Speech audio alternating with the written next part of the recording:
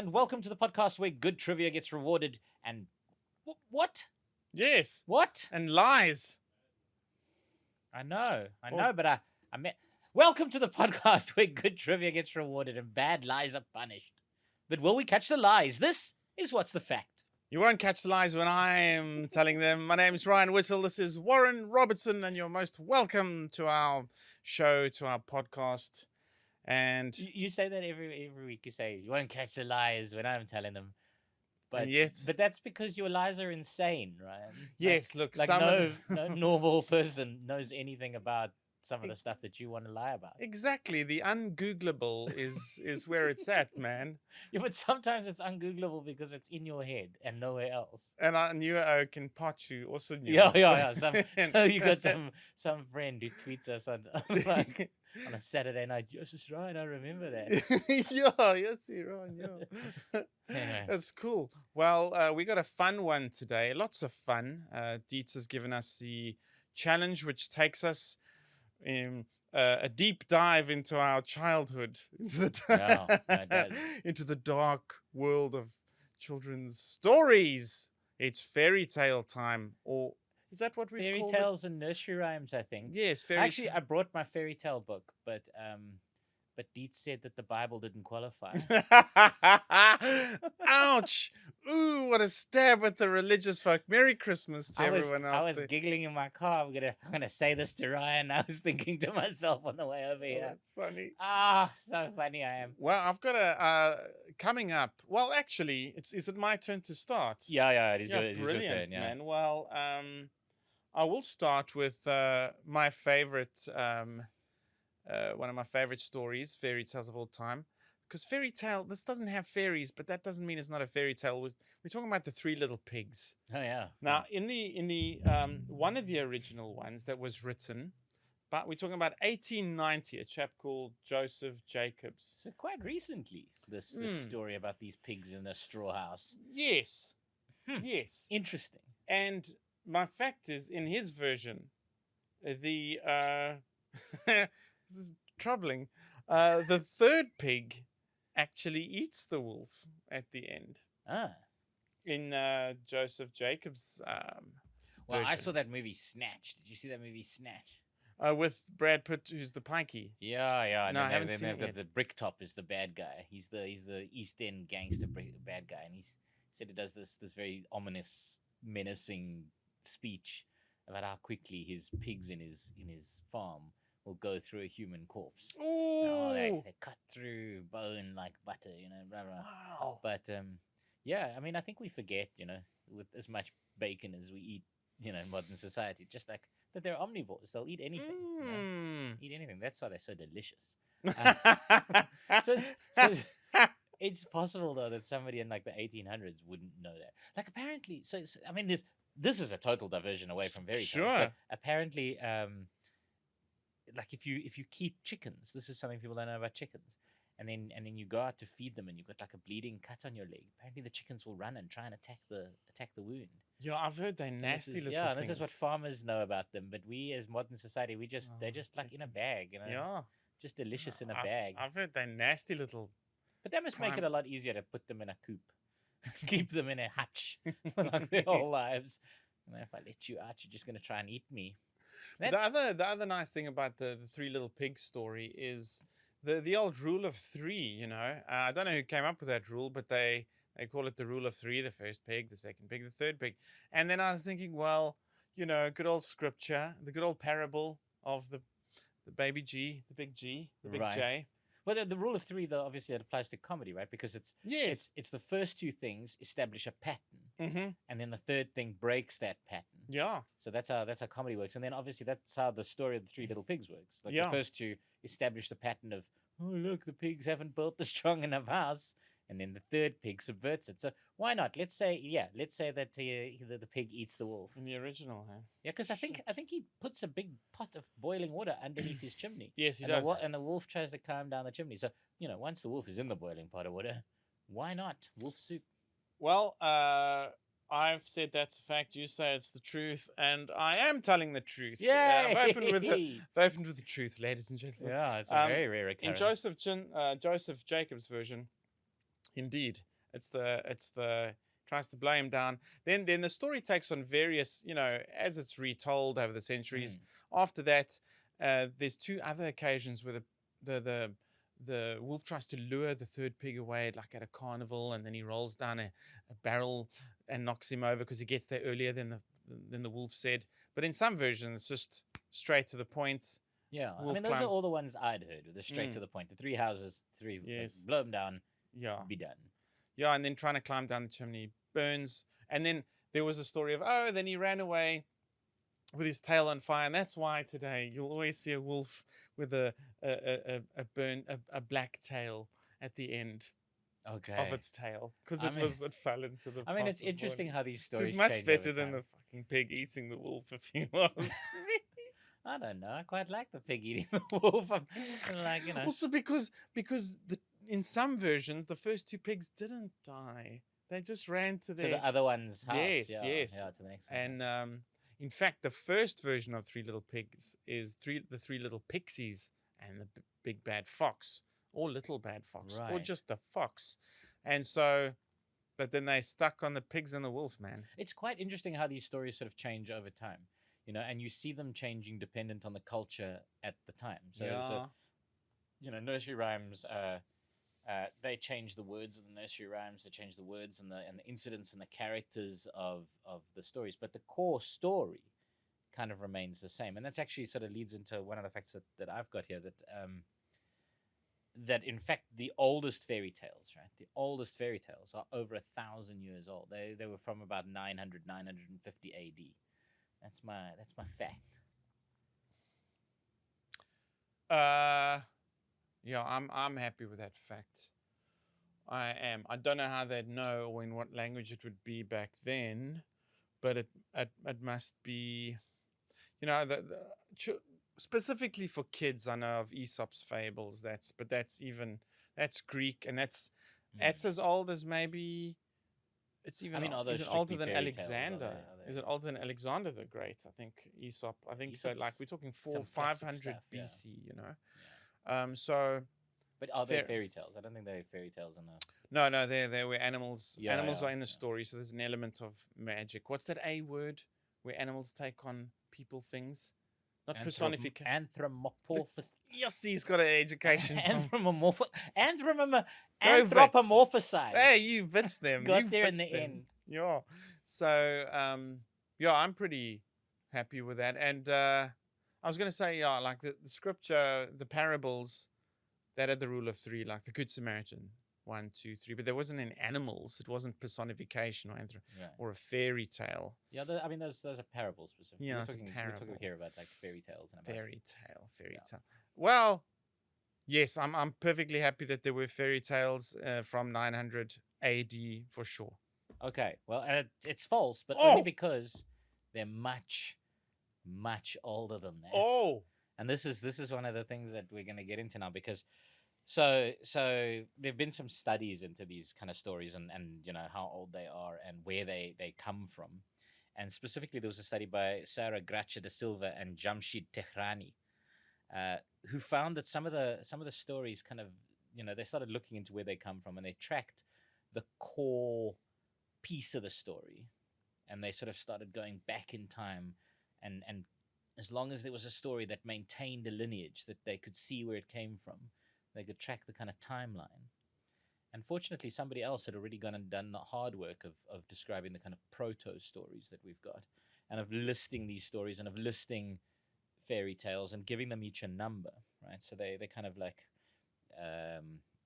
it's ATU 311 is one of the stories, and it'll involve these specific characteristics and these specific things happen. And so these two started tracking the stories and looking at where they might have come from and where they developed from and where the earliest examples are. And they literally kind of started following based on language that people spoke, and did that language have that story, and in what order did these languages develop? So they was able to start rolling back the years, and they found, initially they found that many of these fairy tales go back quite comfortably to Greek and Roman mythology. Mm-hmm.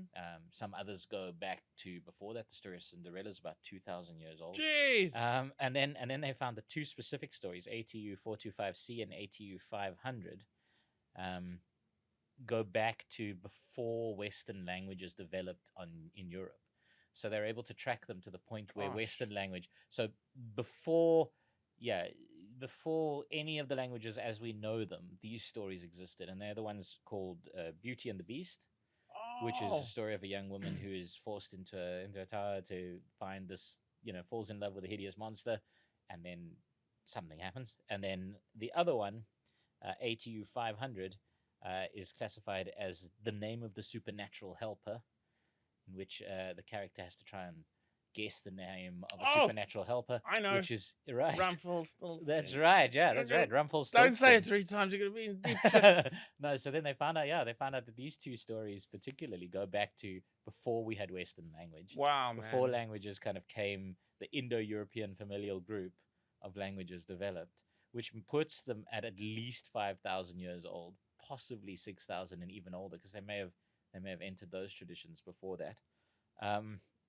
Yeah, which is really, really interesting. And I mean, they looked at this. I mean, I'm going to look at Rumpelstiltskin, right? So they found that the same story pattern appears in a lot of cultures. It's known as Tom Tit Tot in the United Kingdom. There's a story of him. There's the Lazy Beauty and her ants in Ireland. Whuppity Stoorie in Scotland.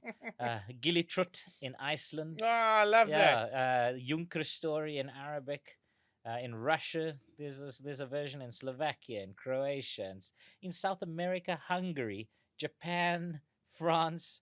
There's a Cornish story, and obviously the Cornish in England are quite there's an ancient culture there that wasn't quite overcome by the invasions of the Danes and the Angles. And they've got a story of Duffy and the Devil, which works out pretty much the same as Rumpelstiltskin. Yeah, so they just followed these sort of story antecedents and traced them back. And yeah, as it turns out, these stories were being told when the majority of our ancestors were still hunter-gatherers. This is fascinating. Yeah. It's absolutely and obviously fascinating. The facts kind of change slightly over time. The story takes on resonances of its time, but the core fact remains the same. Rumpelstiltskin now, the version we know, is a young miller's daughter gets to marry the king because she claims she can spin gold, and then Rumpelstiltskin comes and helps her spin gold, and then he's going to take her baby unless she can guess his name. And then she gets lucky, and somebody hears him say his name in the forest, and she gets to guess it.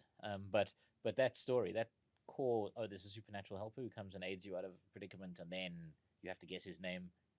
Yeah, literally comes from a time when most of us were living in caves, traveling around. Yeah, see. Yeah, man, I absolutely love all of this stuff.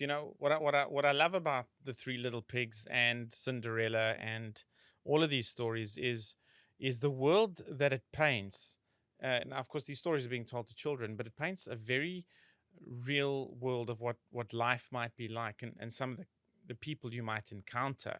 I mean, the Three Little Pigs, you got to, first of all, the mother pig kicks them out and they must build their own house. Right. So it's like, you're going to have to take responsibility one day. You're going to have to leave your mother. In the harshest possible way. Yes. Yeah. And then there's a wolf who's going to blow your house down, which could be life, which could be the debt collector, which could be, the tax man. It could be anything. So best is you build your house out of strong stuff. And I dig it, man. Hansel and Gretel's a classic kind of fairy tale from that perspective, because the earliest version of the story is just kids getting abandoned in the forest to sort of fend for themselves. And they reckon that goes back to like 1400s in Germany, when there were huge famines and things, when people were abandoning their kids in the forest.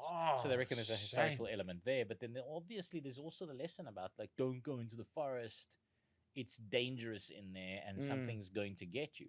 But then that story even develops further, because, the story of the witch in her gingerbread house, there's a historical story about a woman who baked such good gingerbread cookies that the men assumed she was using witchcraft on them, and they burned her in her own oven.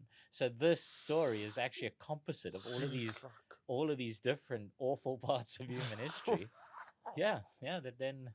That then kind of come together to make the children's story of Hansel and Gretel. You know? You see, you like one of our episodes previously, you denied that some of these things might have a really dark, ominous origin, but the Hansel and Gretel one seems Oh yeah. Oh no, quite definitely, terrible. definitely some of them But I are. think we're talking about the bubonic Oh plague yeah, and yeah. Ring of Roses. Specifically, yeah. No, Ring of Roses is not related to. Well, for my next fact, you spoke about the ATU index, and it Yeah, was so too those are those numbers. complicated for me to totally understand. I know the AT and U stand for 3 different surnames, and the A was the first dude to give the index a go around the 1910s. Yeah, essentially what it is Then the it's just a way for them to categorize a story. trace. Yeah, to say here these elements always appear in this kind of story, and this type of story is known as the Beauty and the Beast story.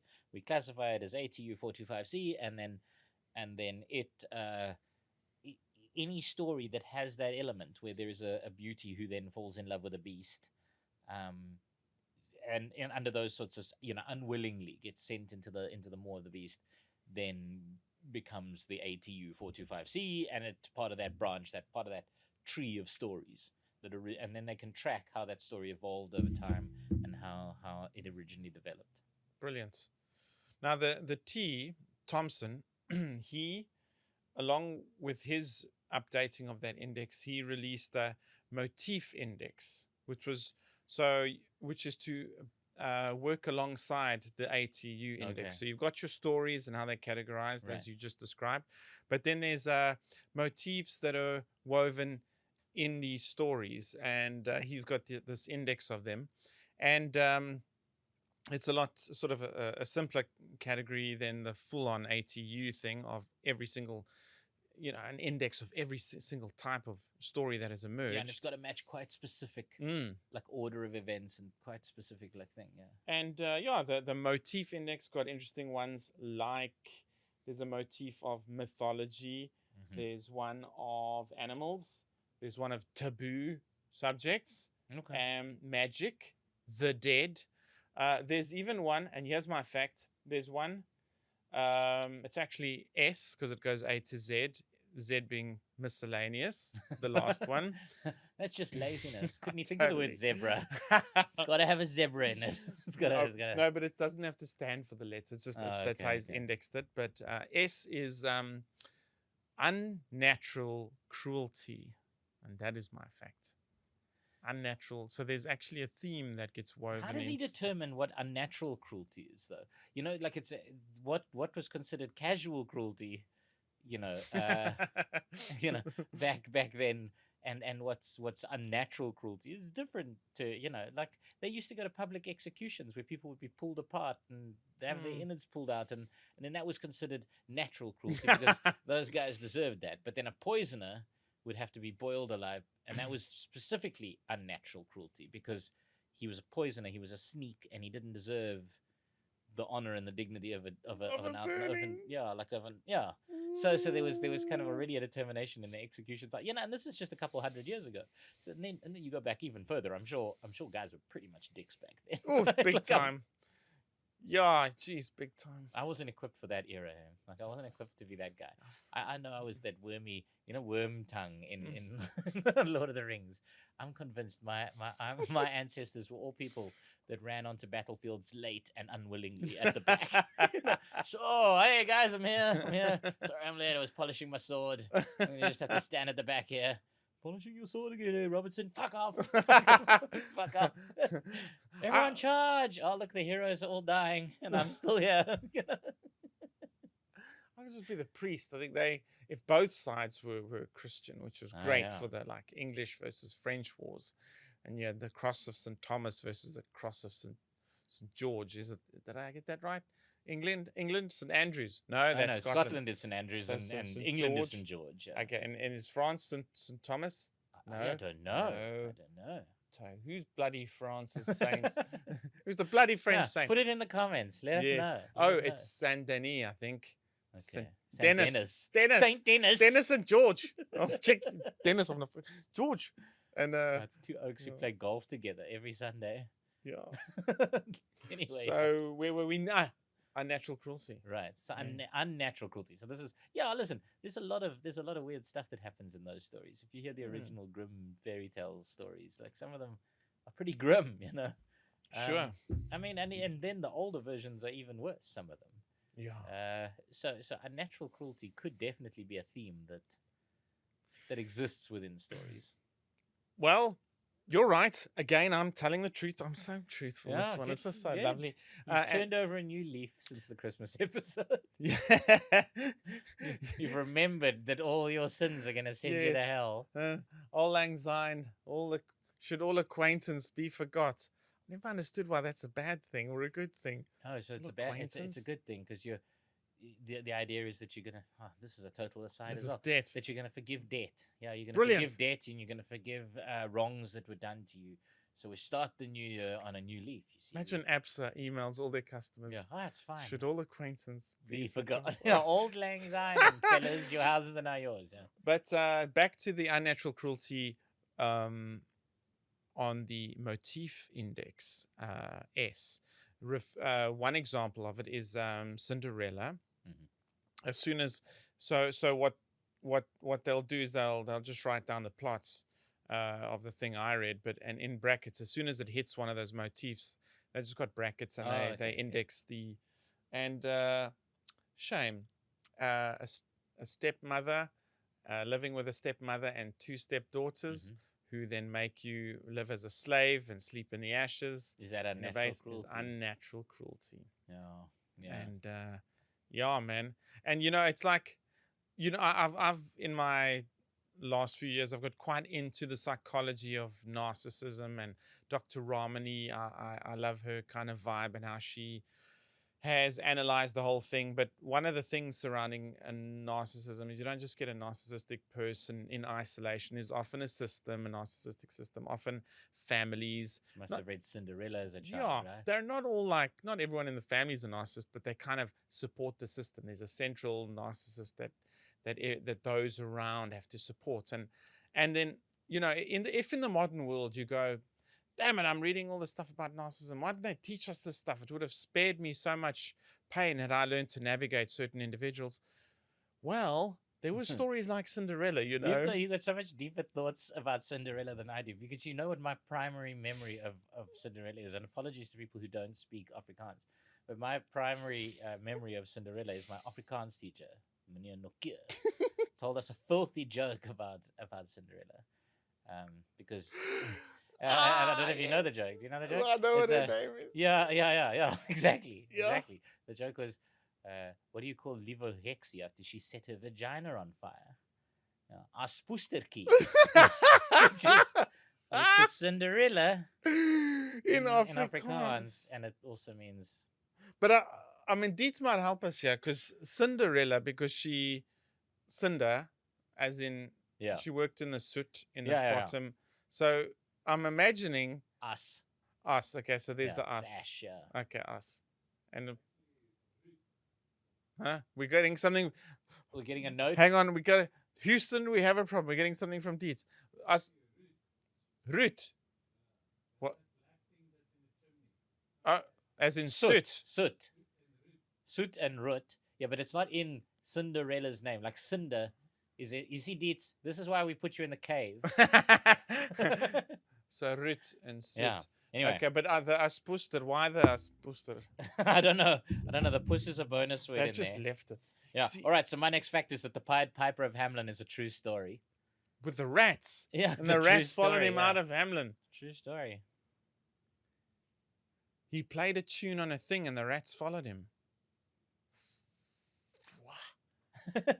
Wow. Did I not read something about this in the last few years? Wasn't it a tune that, like, only dogs could hear? Or like, so I don't know. I'm not giving you any more clues. I've told you enough. He played on a thing, and it was a pitch that was so weird that like humans couldn't hear it, dogs could, and rats. I think it's bloody true. I think there was an oak who found a thing and he played it, and the rats followed him out of the city. see, I'm gonna go for true. Yes, I'm gonna go for true. I'm gonna say yes, it's true. Okay, I mean you're on entirely the wrong tangent, but you can decide whether it's true or not. Because Okay. here is the original. This is the full story. Oh The my original word. full story right here, right now. Please don't tune off. It's not going Ooh. to take very long. It's very short. This is the thing. It goes in the year of 1284, on the day of Saints John and Paul, on June 26th, by a piper, clothed in many kinds of colors, 130 children born in Hamlin were seduced and lost Oh. at the place of execution near the Koppen. That wasn't And that is rats. it. That's the whole historical story. So it's not It about wasn't the rats. rats. It was fucking children, man. So then and the funny thing is, about 20 years after that story, like after that particular note, in about 1300, there's a stained glass window erected in a church there, Okay, this is troubling. commemorating this particular I occasion. wouldn't have said yes. Which if I sort of, thought because it happened so soon after 1284, they say makes it very real.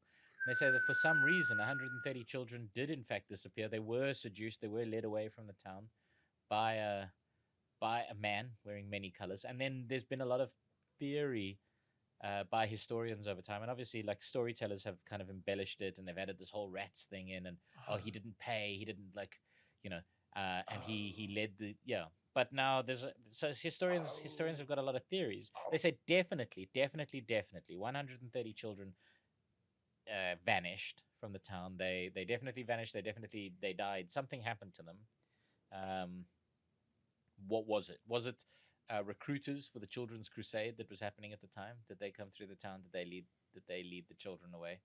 Or was it something quite similar that sort of that the Pied Piper was a symbol for, say, death or plague, and that 130 children died of some sort of illness in that particular year quite quickly and rapidly, and but they say that definitely something happened. Nearly all theorists seem to agree that the Pied Piper and his rat whispering abilities are like the personification for something terrible happening in that town to those children in that year. And literally, like, because normally these stories are told hundreds of years, or maybe 50, 60, 70, 80 years after the fact that they put up a stained glass window just so quickly after it happened does seem to imply that is so Hamlin. So is a stained glass window in Hamlin? No, the stained glass window is in a Koppen. city nearby. Yeah, it's subsequently been destroyed. But yeah, it was erected immediately afterwards. Like putting these sorts of things up was expensive. You had to raise a lot of money. You had to get cash for the glass. 15 years after a fact is not a long time for them to relatively in that period for them to put something like that up. So yeah, the chances are that in fact the Pied Piper of Hamlin is based very much on a true event. Wow, man, that is unsettling. It is very good though. Yeah. I'm gonna go with quite a quick little shortish fact before I talk about a fascinating character, author and poet and children's story writer. But peas porridge, that simple nursery rhyme. Right. How does it go, Ryan? Tell us how it I'm goes. not going to tell you yet. I'll tell you just okay. now. Has garnered the name of a famous Hollywood movie starring Marilyn Monroe and a famous 80s pop song by Robert Palmer. Peas porridge. Mm. And you're gonna ask, what is peas porridge? Peas porridge is. Well, peas porridge. What is it? Yeah, Well, a peas porridge. I guess it's boiled peas that you turn into a porridge. Brilliant! I'm glad you put the research in. But I believe back in the day there was a kind of a thing on, when there was stove in your house all the time, the cooking part, Right? hearth. And it just It was a porridge, but if you kept it kept going all the time. Yeah, so the stuff You just couldn't kept go off. adding, Right? 'Cause it you just kept going. adding the veggies or the leftover veggies to it. That was your. When I was at peas university, porridge. I dated this girl whose dad used to live in a commune, and the commune used to have this cauldron of just like vegetables, like mush that they just kept going permanently, just like that peas porridge. They would go to the pick and pay. I only date the best. This is crazy. Go to the pick and pay, and then whatever the pick and pay was throwing out that day, because that's what used to happen. Pick and Pay was throwing out that day, they'd bring back and they'd just throw in the pot, and then What a it would wonderful just way to live. constantly live like that. I'm pretty sure at some point it probably became alcoholic. Like it probably, I don't know. Did she live with her dad? No, she didn't live with her dad. No, her mom and dad were quite different. Her mom had a real job in a real life and had raised her, and her dad was this like Living. I'm pretty sure drugs were involved. Peas porridge. Where was his peas porridge commune? So it was bizarrely, it was in Fourways, and I mean, like it was literally. If I told you, like if you Fourways in Johannesburg, if you come out and there's the hotel on the left there. What's it, Indaba? Yeah. And instead of turning into the Indaba, you turned right and you went up and it was down one of those roads. Yeah, it was a very strange place because one of the people who lived in that commune was a manager at the Grand, which is the strip club. Yeah. So it was a strange place to go. And they were all they had the biggest dagga tree I've ever seen in my whole life. It grew up the side of the house. But the main house on the property was like which the owner lived in. Everybody else lived in like yurts and cabins that they'd built on the rest of the property, but he lived in the main house. But this grew as high as the double story with a kind of sharpened roof, so it was like 3 stories high. He didn't have a massive swimming pool, did he? Massive daggaboom, no. It's not Marshall. Okay, I know I called Marshall. Oh, did he also have a massive daggaboom? No, he had a big property in that area. On the way to, and it was in that area. Yeah, but I think that area is full of big properties. Just this particular one. But he had musician mates who lived around him like that. His name was Marshall. One of his musician mates who never lived with him was... Listen, if you want to relive that now, you just have to drive to like Noordhoek. Yeah? Like there's a lot of that kind of lifestyle down there. Really? Yeah. So it was everybody in on the peas porridge? Were they like, oh, what's... Yeah, everybody. And then you whenever you wanted, hey, help yourself, eh? Thanks, I'm fine. I ate yesterday. I'm such a snob. But yeah. So peas porridge, the nursery rhyme, it gave a title to a famous Hollywood movie in I think the 60s starring Marilyn Monroe, and a famous 80s. Is that your fact? And a famous 80s pop song by Robert Palmer. I think I got the name right. Yeah. I think his band's called His 5 Daughters. Robert Palmer. Do you know Robert Palmer? Yeah, it's Robert Palmer and his 5 daughters. No. Is it? No. It's funny. It was Mrs. Palmer and That's right. There you are. Now you remember. You're in a date, eh? Where you go? You're taking to the dance. Mrs. Palmer and her 5 daughters. Yes, now you got it. Robert Palmer. Yes, all right. Fair. Porridge. Would you tell 3 truths in a row? That's very unlikely. It's very unlikely. Well, we are that's drinking. Listen, I want to believe it, but the only thing that's luring me away from it is the fact that you have never gone so long without a lie. We are drinking American piss beer, though. I mean, Budweiser. I'm enjoying it. It's pleasant. Well, I mean, listen. I think it's important that we support Budweiser because they're struggling brewery now. They ran at a loss. They ran at a loss during the World Cup. Now they're a struggling brewery. We must do our best. Yeah, all right, it's true. Bugger. It is true. Wow. Yeah, I better tell a lie the next one. The next one's definitely going to be a lie. Sure. Yeah, so the poem goes, peas porridge hot, peas porridge cold, peas porridge in the pot, 9 days old. Yeah. Some like it hot, some like it cold, some like it in the pot, 9 days old. So Some Like It Hot was the movie with Marilyn Monroe and the Robert Palmer song. Yeah, in fact, I think, the 80s, I think they used it as the opening for Miami Vice. Huh. Some like it hot, dun, dun, dun, dun, dun, dun, dun, dun. There you are. And then the chorus was, feel the heat, dun, dun, dun, dun, dun. Yeah. There you go. I actually know that particular rhyme, but purely because of Bugs Bunny. Was Peas Porridge? Peas Porridge. Anyway. I love that. Same. Well, the Three Little Pigs, I loved it because Disney did I don't think it was a full-length movie, but their little songs were awesome. In fact, I think it was a Bugs Bunny type special. I build my house of sticks. I build my house of sticks with a hey diddle diddle and I build my house of sticks. And it was like so cool. Those pigs were super cute. I think your definition of cool is off, but I agree with you. It's an interesting fact nonetheless. I'm all right. You want to talk about three little pigs? Let me talk about three blind mice. Ah, Right. Okay. So Three Blind Mice tells the story, the historical story of the executions of three bishops in England, Ridley, Latimer, and Cranmer. Is that a fact?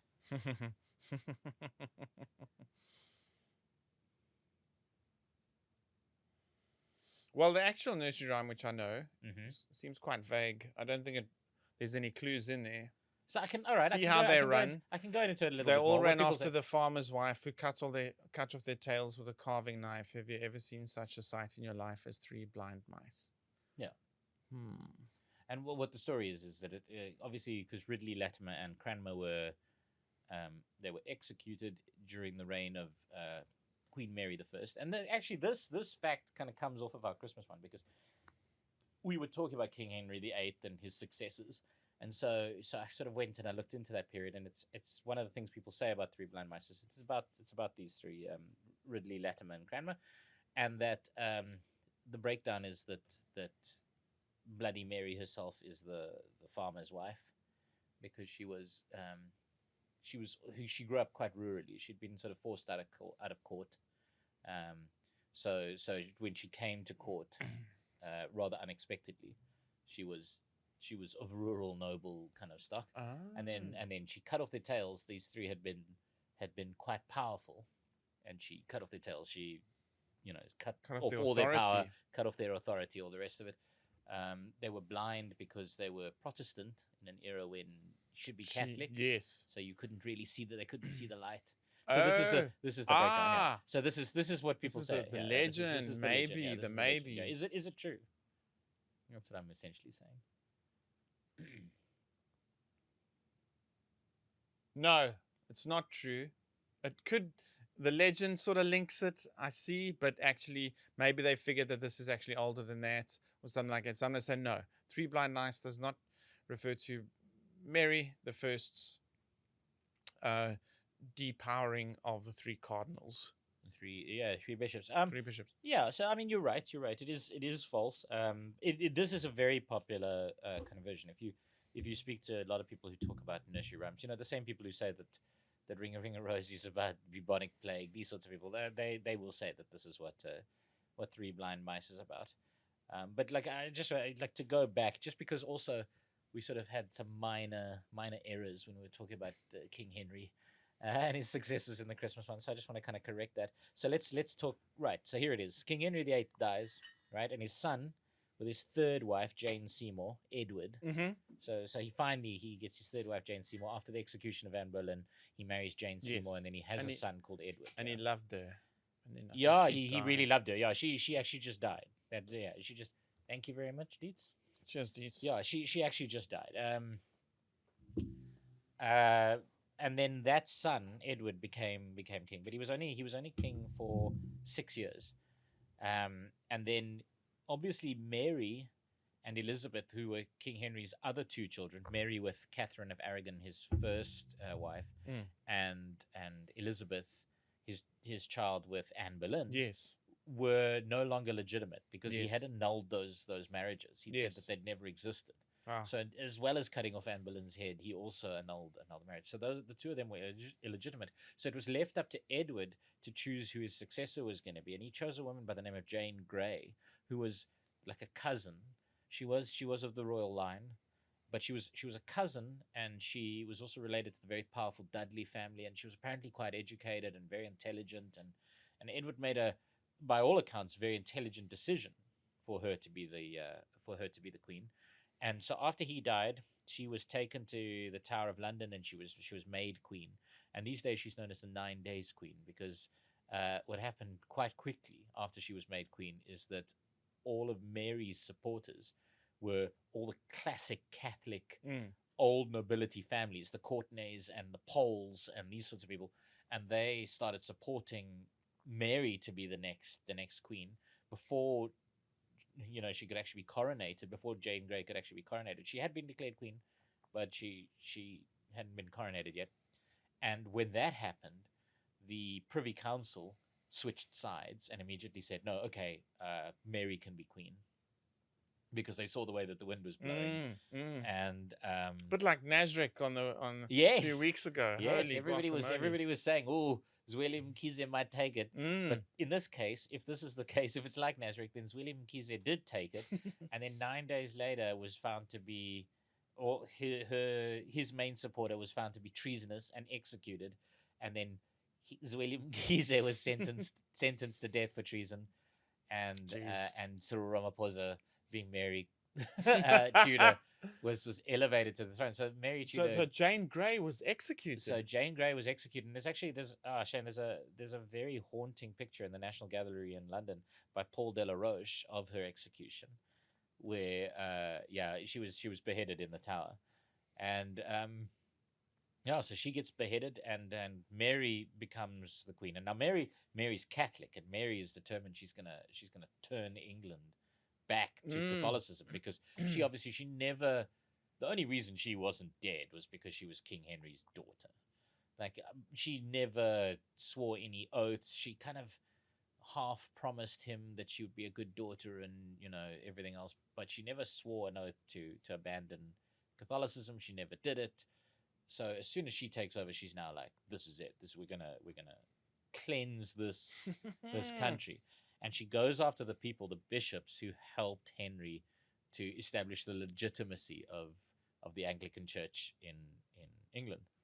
So in 1555, she starts a series of heresy trials, and it's these heresy trials that win her the name Bloody Mary eventually, because they go quite in depth. And three of the kind of the big names were this Ridley, Latimer, and Cranmer were all sentenced to be burned to death, and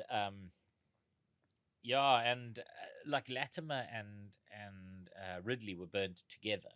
Jeez. on the same pyre, and Latimer, you could see the way the wind was blowing. They had these kind of perfunctory trials, and Latimer at his trial did this apparent like strong speech for Protestantism and abandoning Rome, and how can this corrupt Pope be, so he was just immediately sentenced. And then and then they have the two guys, and they bring them out. It's quite a big moment in the history of England, and they've marked the spot now where it happened. But so Ridley comes out kind of wearing a black gown to his pyre, and Latimer, because he's very he's a fey and he's aware of the crowd and he knows how to play the crowd, he comes out in a kind of a tattered, like, hobo kind of shawl, and he sort of plays up to the fact that he's a humble servant of God, and he's alleged to have said to Ridley beforehand, we're gonna light a candle for God, you and I, today, like, this is how this is, but the two of them actually were granted what was considered a mercy. Was they had gunpowder tied around their necks, which would then ignite and blow their heads off, so they wouldn't have to burn to death. This was supposed to be and then so then the fire starts taking hold, and Latimer quite quickly succumbs to the smoke. He doesn't even the gunfire, but Ridley apparently hung around for quite a while, sort of crying out like, I can't burn, someone set me on fire, like I can't go, in quite a lot of agony. And Cranmer was made to watch this whole thing and then executed himself a year later. So it was this very big kind of deal. But as you will have noticed, Ridley and Cranmer and Latimer weren't blinded, or they were burnt at a pyre. And that's a kind of, if you were going to write a nursery rhyme about the execution of these guys, this is a horrific way to go. You're gonna include some element of this in the story. But here's the original words, and this is the most damning part, of course, as to why it's not about the three of them. Because the original words came out in 1609, which is well after Bloody Mary died in 1558, and they were as follows: three blind mice, Dame Lulien, the miller and his merry old wife. She scraped her tripe, licked the knife. Three blind mice. So yeah, it's just about a woman making tripe. She scraped her tripe and licked the knife. Yeah. So there you are. Yeah. So then when Bloody Mary died in 1558, she had no heirs, and her half sister Elizabeth I, obviously the daughter of King Henry VIII and Anne Boleyn, came to the throne, and that is pretty legendary. Yes, yes, Among women. absolutely. And she should, yeah, I mean, by all rights, she should never ever have come to the throne. It should never have been a scenario in which Elizabeth I would have made it to the throne, and then she turns out to be one of the greatest monarchs that England ever had. Totally. I read a book you'd be happy to know about, just a sort of a biography of Elizabeth. And I think during those years, it is when her teenage diplomacy became very, very excellent. So I think her speech is ranked as one of the greatest speeches ever given by an English president. yeah, that one before the Spanish War. Yeah, I may have the body of a weak and feeble woman, but I have the, yeah. Yeah, but her teenage diplomacy during Mary's reign, because obviously it's her half sister, and she stayed on very good terms when she was allowed to see her half sister. Yeah, apparently she tried very hard to stay on good terms. And I think she just did that very well. And there was still no real, a bit like Elizabeth II. There was no, didn't really want to be queen necessarily, and then it just I mean, Elizabeth II also wasn't supposed to be queen. Yeah, she only became queen because the older brother of her father had abdicated. Abdication. Yeah. So it's very, very fascinating. And that's all I have to say about Elizabeth, but that's not all I have to say. Well, I've got one more last little fact, because a lot of people think Mary quite contrary is also about Mary the First, but it's not. Oh, really? Yeah, it's also not about Mary Tudor. Yeah, even though really? Mary quite contrary, being Catholic in a country of it does sound like initially it might be, but it isn't. Oh, that reminds me what I was going to say about Elizabeth I. And I was going to say it in a previous podcast, but also kind of slipped my mind. But she was very clever. Or did I say it? I forget. It's been so many Budweisers. But she was very clever in having both. When she came to power, she had to be diplomatic about the Catholic followers in Britain, even though she was now ushering in a new change of the Church of England and Protestantism. But she allowed many of the Catholic rituals to be present in, that it was still Protestantism, but the kind of Catholic bells and smells and the incense and the ritual. Church is quite a lot like she allowed, because that meant that a Catholic, citizen of Britain goes into the Church of England and it feels similar. Yeah. And that was like, oh, okay, Elizabeth, the Queen is thinking of us all. Yeah, sort of like Christians and the pagan holiday of Saturnalia, like we discussed last time. Very good. Yeah. Yes, I like it. It's exactly the point I was going to make about that kind of blurring of the lines. Yeah. Keeping the peace. So Hans Christian Andersen. Man. Speaking of Christians, how did you miss that little segue there? Yeah, hey, that's a Speaking gimme. of Christians, Hans Christian Andersen. So what's a prolific giver of fairy tales he was to the Western world. And my fact about him, before I talk further about him, Frozen. Well, the Snow Queen is what I think he wrote. Yes, but you'll have to check your MSU index for the origin of Frozen. Yeah, I'm sure it's got. No. It's allegedly from Hans Christian Andersen's The Snow Queen, it's a very different story. Yeah. Same as The Little Mermaid was Hans Christian Andersen. It was, and it's also a very different story. Yes, and I don't know his version. I know all the songs from the Disney version though. But did you know he was a member of the Danish royal family? That is my fact. Like, the thing is, so to write stories and to take time off, it's always the nobility, right? Like, it's always like, you look at Lord Byron, it's always all the painters, the people who can faff around and do bugger all their lives. It's always the nobility, and while everyone else is in the field, toiling away, bringing in the harvest and whatever. These nonsense about the royal palace are writing art I mean, you know that quote about history is made by 10% of the people while the other 90% are working the fields. That's right. That's exactly, there you are. So Hans Christian Andersen, could he have been nobility? Definitely. I mean, was he part of the royal family? That's maybe questionable. And you haven't lied yet, so I'm going to say you're a liar, and we'll take it from there. If I'm a liar, then you've got full marks so far in this episode. Bugger. I've got to change my tact. Well, I am lying. There is one person, my pen's gone, but there is one person who seems to think that he was the illegitimate son of the king, who was also King Christian IX, I think, of Denmark, Okay. but that has been a little bit disproven. But no, it turns out any claim to royalty is been disproven. But his father insisted and told him as a youngster that they were related to the royal family. And his mom was illiterate. And then his dad died, and 2 years later his mom remarried, and he kind of went off to boarding school. And at one of the boarding schools there was a terrible case of sort of abuse. I don't know what kind of abuse, but I think he had a pretty shitty childhood and young life. But then went off to join the wanted to be an actor and was kind of joined the Royal Danish Theatre Company sort of thing.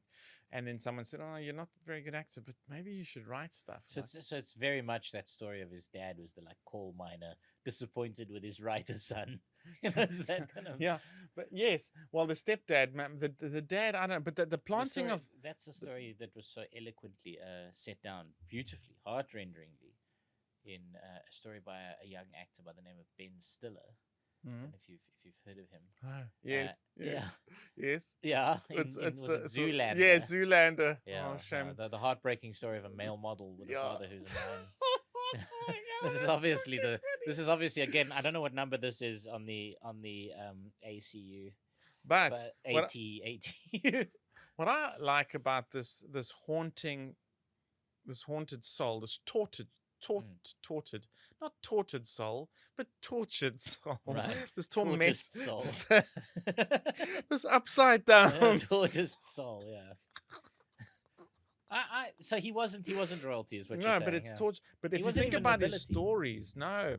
But his dad said we might be. You know, I think that I'm related to the great grand. I think And I'm so gonna the start little telling my boy, son that. the little boy started going, whoa. Which is why when you think about things like the ugly duckling, it's like, oh well, my egg just rolled into that of ducks, but actually one day they will see that I'm a swan. So there you have that tortured soul. And I think another one was our worst fucking fairy tale of all time, The Princess and the Pea was one of his, which is about some the pea moaning could tell bitch who can't sleep because there's a pea 19 mattresses below her. And so it sends a message to all the young girls out there that moan, because then they'll think you're a princess. I mean, even the Snow Queen, it's about a boy who gets an ice shard in his heart, and then the Ice Queen comes and takes him and kidnaps him and takes him to go and live in her palace. And then I think like his sister comes to save him or something. But it's Oh my. Yeah. So he's getting lifted out of life and taken to this palace. This transcendent, this far away where he belongs. And I think he also genius, because The Emperor's New Clothes was one of his. And the night before it was going to be published, he changed the ending, which then he changed the conclusion, which had the emperor walking out amongst all the people in his new clothes, completely naked. And then it was a child that said, the emperor's not wearing any clothes. Ending, yeah? Yes, but that's the one that he wrote. Yeah, so that's the so actual what was ending. the previous one? Do we know? I don't know. No, doesn't say. So, but once again, it's like, how royal are the royals? Or what does it mean to be royal? And I definitely would have told the king his new clothes were amazing. Love it. Love it. Look, beautiful, your Majesty. What rich weave. That's me. I'm not. I could write the other one. We're like, oh well, there's another fairy tale in which somebody says, "Excuse me, Your Majesty, but you're entirely naked." and then gets his head chopped off. And once the Majesty finds out, it's too late. He was a smarty pants, and now he's dead. Don't put your head out of the trench, as Mark Banks used to say. That's in life. In life, you don't want to put your head out of the trench. You don't want to be the guy that tells the emperor that his new clothes don't exist. You don't want to don't put your head out of the trench. So clever.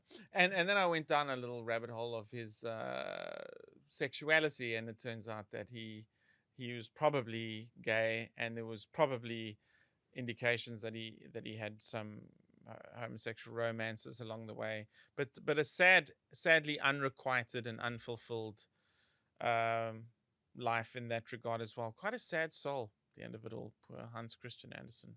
Yeah, but I think that's the Nordic thing anyway, isn't it? They're all basically like they want us to believe they live bleak and unfulfilled lives up there.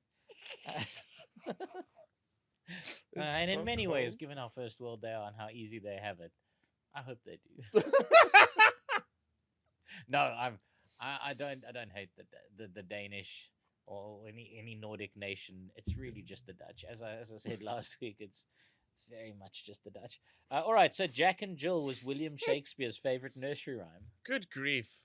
Yeah, speaking of people, so he wasn't nobility, but he used to write for the Queen. So my whole theory's been shot to pieces about how it's only the nobility that get to do these things. But yeah. To trot as fast as he could caper, and something about vinegar and brown paper. Yeah, but I'm just saying that Jack and Jill was William Shakespeare's favorite nursery rhyme. I'm gonna say it's a lie. I'm gonna say once again, Jack and Jill was written after. Right. After William. If I tell you this, I'm gonna give you some extra facts. I was tempted to do it before you guessed, but he mentioned Jack and Jill twice. No. Once in Midsummer Night's Dream, and once in The Tempest. Wow. In Midsummer Night's Dream, he said, "Jack shall have Jill, naught shall go ill." There's a quote from Midsummer Night's Dream. And our wooing doth not end like an old play. Jack hath not Jill, he said in The Tempest. Goodness me. Wow. That's a wonderful fact. So was it his favorite?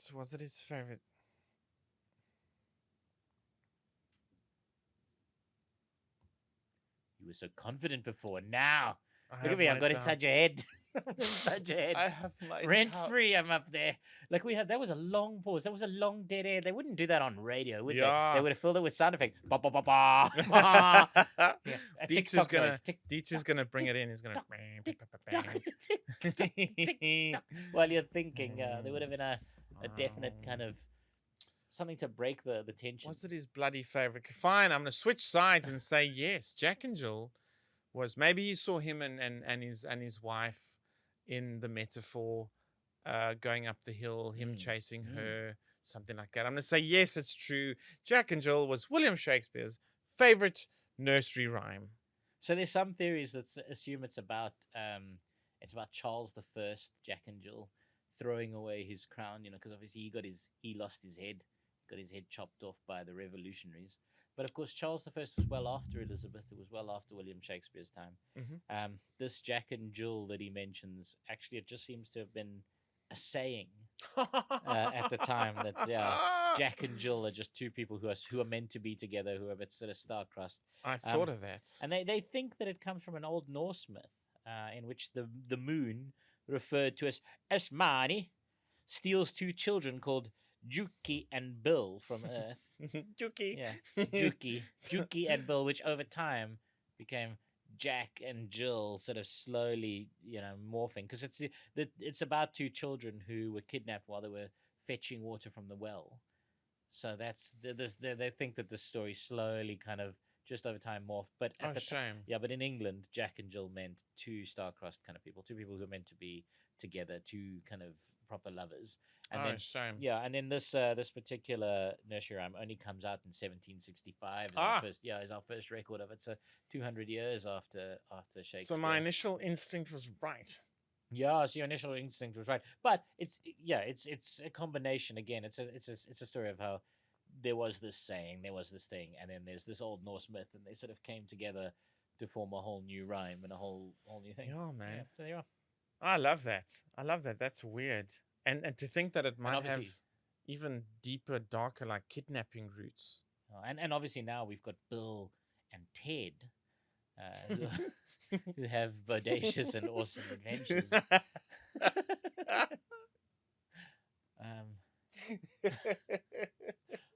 Many hundreds of years from now, they'll look back and they'll say, these Bill dudes and played Ted. chess against God, Bill and Ted. Bill and They're Ted. the Jack and Jill of their era. Yeah. Jill and Jed. Was it a boy and a girl? Necessarily. So initially it wasn't. No, it was in fact Jack and Gil, a boy. So it was two boys. Yeah. So the initial one was about two boys, and it did only over time mutate into this Jack and Jill. The one was actually a cowboy who was married. No, I'm not making this up. That is what I just said to you now about the two boys is actually true. Yeah, that's it was initially about two boys. One was a cattle herdsman on a horse. And then But that's why they think it's a historical one, because it was about two boys. So they do think the one was King Charles and the other one, because Oh wow. yeah, I mean, and there's all sorts of theories about historically, and none of them are right. It does seem more likely to have come from this Norse myth. Wow, man. Well, I do think it's multiple choice time. But you started. How come it's me going No, multiple you choice started. first? Did I? You started. Oh, I yeah. did. I started with the Three Little Pigs, didn't I? You did indeed. Well, this is a lovely fact. I've got some stuff on my cell phone to share about it. What tickled me pink was there's a category of of a trope called oh man, yeah, it is, yeah. Tick tock, tick tock. No, I just gotta find out exactly where I've got this. It is Tick tock. Yeah. If I'm adding the sound effects and deets doesn't happen. I don't. We need like a countdown clock, like a. Well, the trope is called runaway food trope, but that's not the correct phrase. But it's like, so I'm talking about the gingerbread man. That's my multiple so just choice. food that runs away. So it's a but it's a whole thing. Uh-huh. It's like. I mean, isn't there Chicken Little? I mean, is Chicken Little food though? No. Is he? Where he's the sky is falling, the sky is falling. Is Chicken Little? Does he fall under the food is running away trope? No, definitely this is not. just No, this specifically is about food so that- your food just runs away, and that's hysterical. That it's so common. I think it's because they used to All eat a over lot the more world. food that was going off back in the day, and then they were like, "Oh no, I've eaten another MDMA like truffle." Now, I'm lying on the floor. so in the same kind of category as the gingerbread man, who they bake him, an innocent Just lady. 1 second. I'm gonna try that again. I think it's because they used to eat a lot more food that was going off, Ryan. Yeah. Right? So they were sick. They were hallucinating. Oh, just like your girlfriend's dad. They were Yes. eating a lot more peas porridge. That's right. Okay, Yeah. fine. Like, that is funny. That is funny. Sorry, apologies. I was thinking about the four options It's there. not all that funny, but it was worth. No, it was certainly worth more than just a brush me off like an animal, Ryan. Speaking of Yeah. animals, which So what are the foods that have run away? The gingerbread man was eventually eaten by the fox, but I found it fascinating that there's a whole character. There's a whole, not a character. There's a whole Like series category. of stories, yeah. of the runaway food trope. So which of these, based on the gingerbread man or came after the gingerbread, they're quite modern. No, they come from America, adaptations. don't they? If I remember correctly, this The gingerbread particular man. trope, yeah. Quite right. It does come from America. So which of these is not a adaptation? The Jewish one of the runaway latke, the Chinese one of the runaway rice cake, the French one of the escaping eclair, or just an American one called Stop the Pickle. Stop that Stop pickle. the pickle. Yeah, stop that pickle. Stop that. So runaway latke, runaway rice cake, Do you remember that song? escaping eclair, or stop that pickle. Remember that song? On top of spaghetti, covered in cheese. I lost my For meat. meatball. When somebody Somebody look, says- that is It's a a s- mutation of an actual song. Was it? Yeah. Of like a love nonetheless, song, like I one of the don't know. standards, I like don't know. Frank But pretty Sinatra. funny though. Yeah, and then the meatball rolls off the table and Yes. under It doesn't develop a. and onto the floor. Yeah, it just keeps And then rolling. it But goes it's under the momentum. table and out of the door. Yes, Yeah, it's not actually running away. You're right. it's just rolling. It's These just- things. I mean, okay, the so latke, the rice cake, the eclair, and the pickle. yeah, which is not an which Stop that which pickle better be real. So I'm gonna believe in Stop That Pickle because that's the one I want to be real the most. Now, are you doing your weird Jewish, Wazo yeah, I'm just thinking psychology? Jewish and American history is quite tied together recently. So I'd imagine that there could be a Jewish version of the American story. But I don't know what a latke is. Is it Oh, latke is it's a Jewish bread, That's a especially bread, okay. especially around the time of I think it's more the end of the year, so Hanukkah. No, Hanukkah is it bread. the Yeah, I French don't think it's chasing a an Passover eclair. bread. It seems undignified for the French. You know, I feel like the French. Escaping eclair. Yeah, the French are better than that. Like I mean, not that all these other nations are lesser for having an escaping version of their food. It makes more sense that something like a rice cake would run away, or a bread, or a gingerbread of some kind. Mm. That makes sense. Mm. And eclair is like it's a whole thing. It's cream filled. It's cream. There's sometimes Yeah, chocolate there's on chocolate top. on the top. Yeah, it's like a whole thing. I also feel there's a part of you that just wanted to say the word latka, so it's possible that could have factored into this as well. Like you just wanted to create the one with the weirdest word. All right, that's a French one that's not real. Well, all I have to say about this is screw you and your weird psycho babble, because you're 100% right. It is the escaping eclair was a load of bollocks. I was going to say escaping escargot because it sounded so cool, but escargot is a snail, Yeah, and that's not and it really can a actually- baked goods. Could actually escape though. Yeah, we're not talking. We're talking baked goods here. But this cargo can actually run away. So listen to this in talking about that trope. A variation of the trope is found in the Hungarian tale A Little Dumpling, a kis gombok in Hungarian for our Hungarian listeners. And contrary to the title, the main character is not a dumpling, but the Hungarian version of head cheese. Any idea what that is? Head cheese. The only thing I know about head cheese is that I will not eat it. I don't know what it is. I don't need to know. Okay, head cheese, which is referred to as gombok, dumpling in some regions of Hungary. In the tale, it is the gombok that eats the others. It first consumes the family that made it, and then, rolling on the road, it eats various others, including a whole army, the last of whom is a swineherd. His knife, apparently a swineherd is one person. Is it the dude who looks after? He herds the swine. All right. Like a cow herd. All right, so Yeah. the knife of the swineherd opens the gombok, which is the head cheese, Which is the head who's cheese. eaten the family and the Yeah. army. He opens the gombok from the inside, and the people run home. In another variation, the gombok bursts after eating too many people. So that's really It's and amazing. fascinating. It's amazing. And then it's not just in Hungary. In Slavic lands, a traditional character known as a kolobok is a ball of bread dough who avoids being eaten by various animals. Just like run as fast as you can. You can't catch me on running.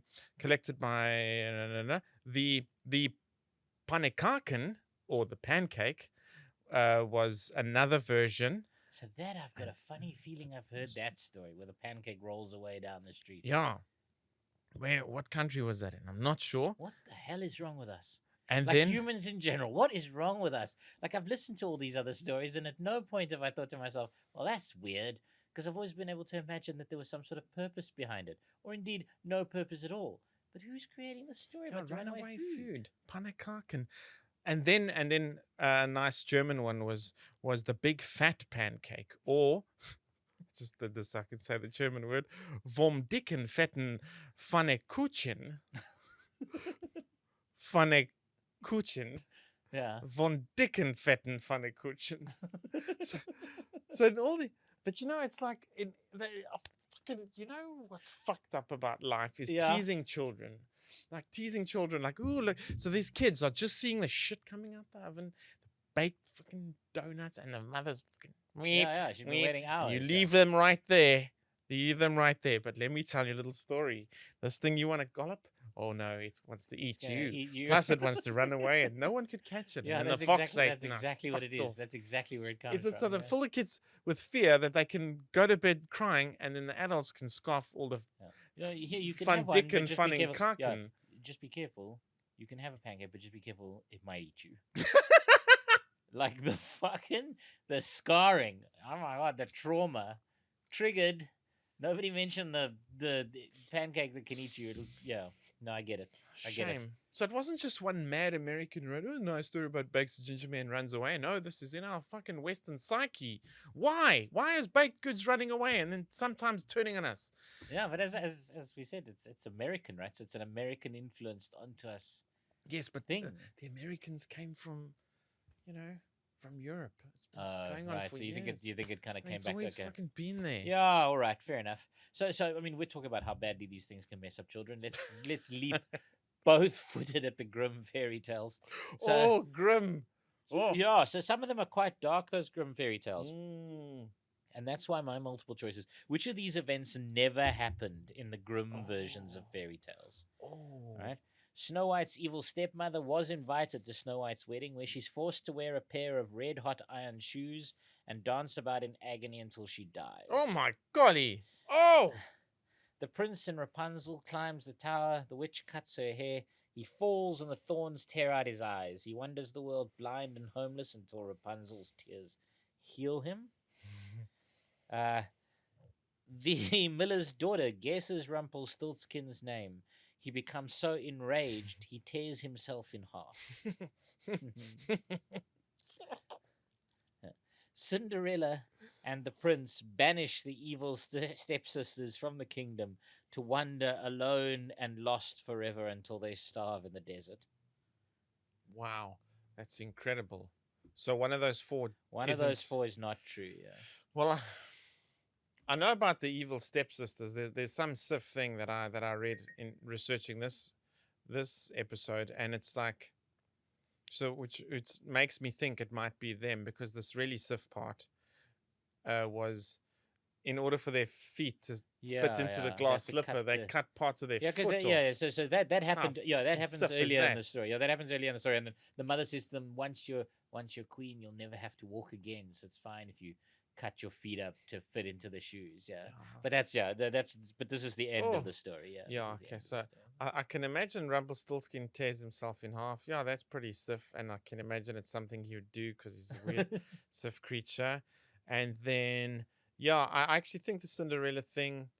I'm still gonna think it's probably that one, but the other two remind me were.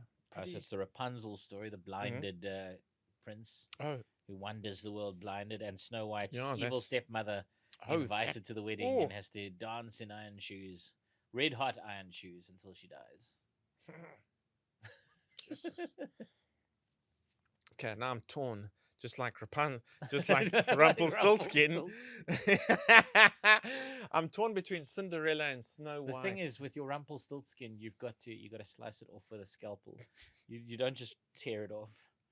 You've got the rabbis are quite particular about with this. that Rumpelstiltskin. Yeah. The rabbis are quite particular. You have to slice the Rumpelstiltskin off with a scalpel. You can't on the 8th day. Yeah, you can't just tear it off. the old clamshell, hey? Yeah. The Rumpelstiltskin. What did they use? Clamshell? Yeah. That was you a few podcasts ago. Red hot. Oh man, that is just so Sif. That's we're talking brazen bull stuff there. Oh yeah, hey? yeah, we are. Yes. Perhaps intentionally. Okay, so maybe banishment to the desert ain't so bad for the three wenches. Because then I'm gonna have to say that the Snow White evil queen. I don't think he made her dance in hot pokers till her feet burned off. No, No, till she died. Yeah. till she Danced in died. red hot shoes until she died. This, is what I said, this should have been a thing of. I never saw Sausage Party. Is it the movie? Sausage Party. Whatever you do, don't go on the internet and type sausage party into Google. I'll tell you what. Okay. Was the cartoon movie Sausage Party though? Yeah, there was a cartoon. movie Yeah, called I can Sausage imagine Party, that. My feet are fucking burning. Why? I don't know. It just made me dance the whole night in these fucking shoes. That's yeah. That's how it ends. No, That's no. how it- Snow, no, no, my final answer is Snow White didn't happen in such a manner as yours describing. All right, so you were right, right up front. You ruled out Rumpelstiltskin, right? Yes. Right, so you were right Yes, about that. 'cause yeah, that's you were correct, Right about yeah, he would've Rumpelstiltskin done did that. in fact tear himself in half, which really I would hope that's a sore loser thing, right? Like his mommy and daddy should have told him it's okay to lose. Like He's a it's weird fine. demon thing. He's a weird. What is he? Yeah, he's like a goblin. Yeah, like a. Yeah. Anyway, then in Rapunzel, the prince does in fact fall from the tower and tear out his eyes on the thorns, That rings and a then bell. wander around until she finds him and she cries over him, and then her tears heal his eyes. Yeah, that's beautiful. Oh, Snow White's evil stepmother is invited to the wedding, where she's forced to wear a red hot pair of shoes No! and dance until she Snow dies. White. Fuck, man. But the more disturbing part about that story is that initially in the first version of the story, it was Snow White's mother, not stepmother. It became stepmother when people went, "Geez, you grim guys are fucked, eh? Guys are messed up." Eh? Yeah. It was the same as Hansel and Gretel. Initially, it was written with the mother was the one that forced them into the forest, and people just would not have with that. Yeah. They needed it to be the stepmother. Yeah. So the one that's not true is Cinderella. At the end of Cinderella, as punishment, Cinderella's songbird friends come and peck out the eyes of the stepsisters and the stepmother. It's so much worse than what I So suggested. there's little songbirds that helped her separate Yeah. the peas from the ash and helped her Yeah. little friend. Yeah, and in they the come movie, and they help her get dressed and they hang the. No, they come back and fucking they peck out peck the their- eyes out. Oh, Yeah. hello, songbirds. Hello, you're back to help me. Yeah. No, Cinderella. We're back to peck out your stepmother's eyes. That's very cruel of you. It's okay. We're flying Yeah. away now. Bye. I mean, if people would fear you if you could do that with wild animals, right? Like if you had pigeons, it doesn't matter what kind of bird. Anyway, yeah, that's it. That's the grim. The grim stories are pretty grim. As Yeah. it turns out, yeah. And they were two German brothers, were they? Yeah, I think so. Is it? And So like what? They did a lot of research. You know, they did a thing that not many people had done at the time. Was they went around and they gathered these folk stories and they interviewed people and they kind of put together a definitive version of all of these stories and wrote them down. So it wasn't just like a casual thing where they just wrote the version they'd heard growing up.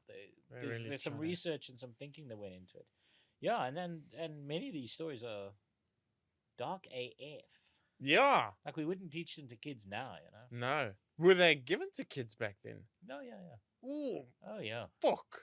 Oh yeah. I mean, you know, when I think about it, like we kind of grew up with the grim fairy tales. You know, we knew the ones, like the original versions. These sort of. Well, I as mean, a Hansel and Gretel. as a kid definitely. or more as a teenager? No, but did as a you? kid, like Hansel and Gretel, where they pushed the witch into the oven to escape. You know, and she was feeling he was pushing a chicken bone through the cage, and the blind witch would feel the chicken bone every day and be like, "Oh, still too thin, still too thin." Oh, yeah, wow. Yeah, to eat, and then they would. Yeah, I mean these stories, I remember them. Oh my I God, remember them from when I was young. that's There so may be many reasons why I've left the light of the Lord, but this is probably the main one. Yes, and then because Blair Witch Project is all about. You're like, don't go there. Haven't you read Hansel and Gretel? You fucking crazy people. Yeah, and then I mean the human centipede is even worse. Oh, whoa! That's a great spot to end the podcast. Discussion about the human centipede. Oh my! Oh. Yeah. Picking a spot on the human centipede is the hardest decision you'll ever make in your whole life. People are like, "Oh, you know, I couldn't choose a career." Really? When it comes down to it, have you ever had to choose your position on the human centipede? That Like, is too. I think there's like actually if you been could pick your own jailed. people, like anybody you know in the whole world, celebrities, anybody, who's gonna be on the front of your human centipede and who's gonna be on the back. That'll take We that home can't- with you. Those are two words banned from this podcast. Just not enough- Otherwise, you have to give me money for my therapy. Well, think about it, everybody. Like, if you would, while you're subscribing, Good liking, and sharing God. this video, I'm this is so sorry, this friends. is not. No. Hang on. This is a pitch you've never heard from another YouTuber ever in your whole life. see. While you're subscribing, liking, sharing, etc., pop in the comments and let us know who would be in front of your human centipede and who would be at the back. Oh, fuck. Kiddies, let us know. It's like you want to know something terrible. When I worked at Urban Brew, the producer of Three Talk, lovely friend of mine, Joanne Lurie, good friend, but she had a phrase which made me squirm so bad. Yeah. And then about a year would pass and I'd forgotten the phrase, and then she'd like, "Oh, you mean?" and then she'd say it again, and I'd squirm so bad. And you can't and I'd say have it to now, go to right? therapy. Like, I'll tell you the phrase, but I'm not discussing it. But Ladies I'll and tell it gentlemen, to put this in the the phrase, Joanne Lurie's phrase to make me go fucking whoa was pink sock was the phrase. Was it? Use the internet. We can't teach you everything. Do you know what that is? I'm not saying what it is. I'm just No, asking if you no. know. Oh, Anyway, gosh. thank you very much for joining us. This was was very Fairytales. This was this was Fairytales. Yeah, Would like you believe it? Like a grim fairy tale. This took a Oh, very dark twist at the end. Jeez. Yeah. Now, Thanks for watching. While the credits roll, I'm going to stab out Ryan's eyes. Wonderful. Thanks for watching. Join us next time. Bye. Bye. Bye.